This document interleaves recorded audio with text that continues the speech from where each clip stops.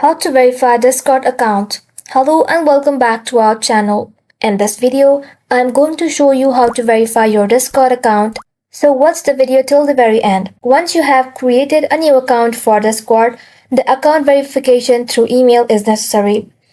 As soon as you create a new account on Discord, a verification email is sent to your email box that is associated with Discord.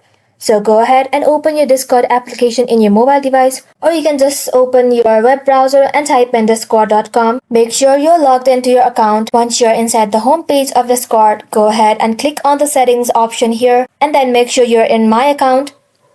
Scroll below, and if you haven't added your email yet, go ahead and tap on add, enter your email and your current password of Discord. Go ahead and click on done. After that, you'll see that the Discord has sent a verification email to our Gmail.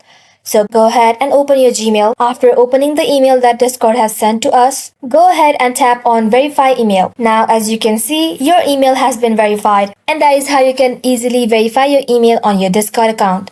That's it guys, thank you all for watching it till the end and stay tuned till our next upload.